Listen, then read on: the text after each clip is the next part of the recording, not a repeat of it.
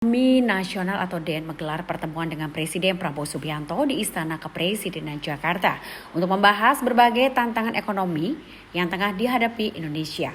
Salah satu isu yang menjadi perhatian utama adalah potensi kenaikan harga akibat pelemahan nilai tukar rupiah yang berisiko menekan daya beli masyarakat, terutama untuk kelompok menengah ke bawah. Anggota Dewan Ekonomi Nasional Khatib Basri mengatakan pembahasan bersama dengan Presiden mencakup perkembangan ekonomi secara global yang masih penuh ketidakpastian dan dampaknya terhadap perekonomian domestik. Menurutnya, pelemahan rupiah berpotensi meningkatkan biaya impor sejumlah komoditas dan bahan baku yang pada akhirnya bisa mendorong kenaikan harga di tingkat konsumen. Kondisi tersebut dinilai perlu diantisipasi sejak dini agar tidak membebani masyarakat yang berpenghasilan rendah. Selain itu, ia juga menjelaskan pemerintah berupaya menjaga stabilitas ekonomi melalui berbagai instrumen kebijakan, termasuk juga pengelolaan fiskal yang lebih hati-hati lagi. Salah satu langkah mengemuka dalam pertemuan itu adalah mendorong efisiensi anggaran negara agar ruang fiskal tetap terjaga di tengah tekanan ekonomi global. Khatib mengatakan efisiensi anggaran diperlukan untuk memastikan program-program prioritas pemerintah tetap berjalan tanpa memberikan tekanan berlebihan terhadap keuangan negara. Langkah tersebut juga dinilai penting untuk menjaga kredibilitas fiskal Indonesia di mata pelaku pasar.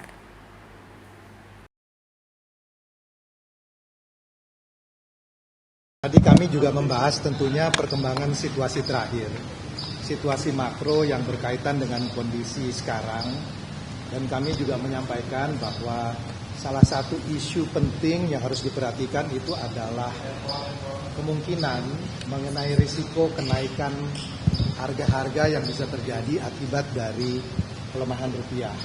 Karena ini tentu akan berdampak kepada kelompok menengah bawah dan apa yang harus dilakukan termasuk juga untuk menumbuhkan masalah confidence, masalah trust kepada pemerintah.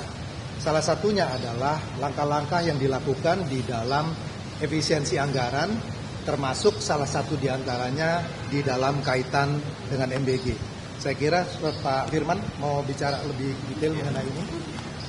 Kami dari Dewan Ekonomi Nasional memang menyampaikan kepada Bapak Presiden terkait dengan situasi ekonomi sekarang ya. Mungkin yang pertama yang kami sampaikan kepada Bapak Presiden bahwa fundamental ekonomi kita dalam kondisi yang baik gitu ya. Bahkan jauh dibandingkan dengan kondisi krisis 1998. Selain dari indikator-indikator makro seperti pertumbuhan yang masih tinggi, inflasi yang masih stabil, salah satu yang kami highlight adalah neraca korporasi yang dalam posisi yang sangat sehat. Salah satunya kalau teman-teman lihat utang perusahaan dalam dolar itu jauh lebih rendah dibandingkan dengan kondisi 1998. Ya.